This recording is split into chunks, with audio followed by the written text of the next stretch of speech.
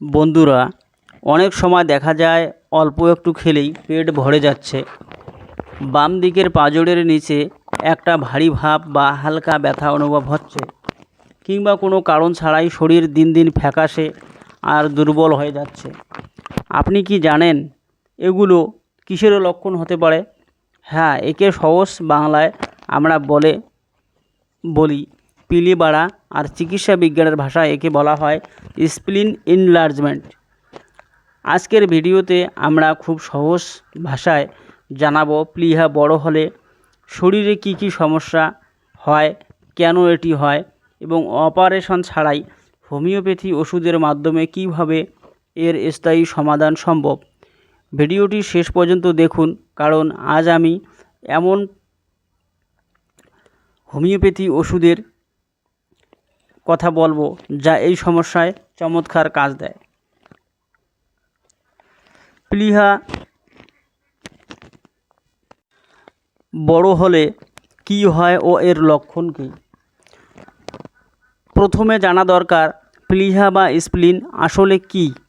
এটি আমাদের পেটের বাম দিকে পাকস্থলীর ঠিক উপরে থাকে।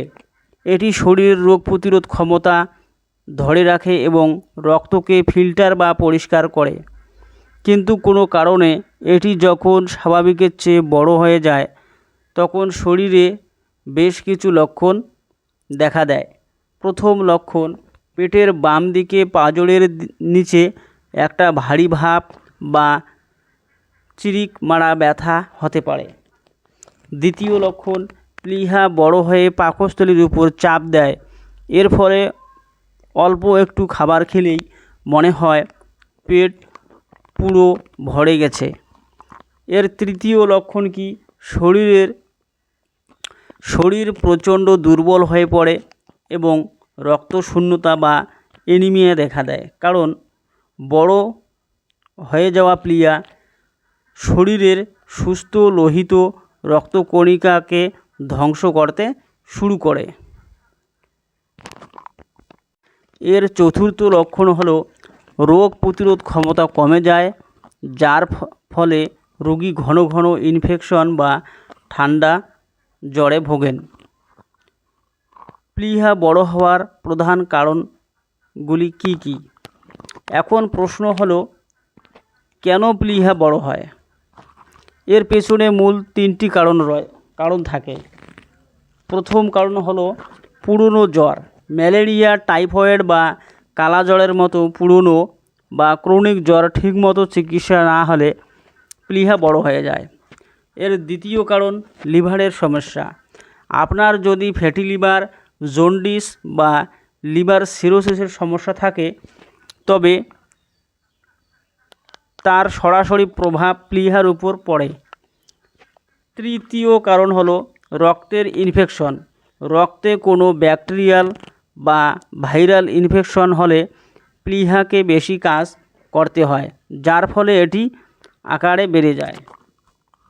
বন্ধুরা, অ্যালোপ্যাথিতে অনেক সময় প্লীহা কেটে ফেলে দেওয়ার কথা বলা হয়, কিন্তু হোমিওপ্যাথিতে লক্ষণ অনুযায়ী চিকিৎসা করলে কোনো অপারেশন ছাড়াই প্লীহা আবার আগের স্বাভাবিক অবস্থায় ফিরে আসে।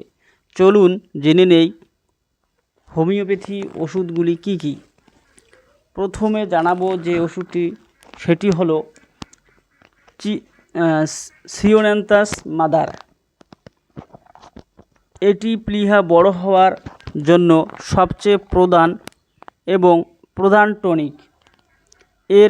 যদি রোগীর পেটের বাম দিকে তীব্র ব্যথা, জায়গাটা ধরলে শক্ত লাগে এবং রোগী বাম পাশে চেপে শুতে না পারে, তবে সিওন্যান্থাস মাদার টিংচার চমৎকার কাজ করে। প্লীহা রোগের জন্য এটা 1 নম্বর ওষুধ। এরপরে আরও অন্য মেডিসিন লাগতে পারে, যেমন চায়না, অফিসিনালিস, লাইকোপোডিয়াম, কার্বোভেস ইত্যাদি। হোমিওপ্যাথি ওষুধের শক্তি এবং মাত্রা রোগীর বয়স, শারীরিক অবস্থার উপর নির্ভর করে।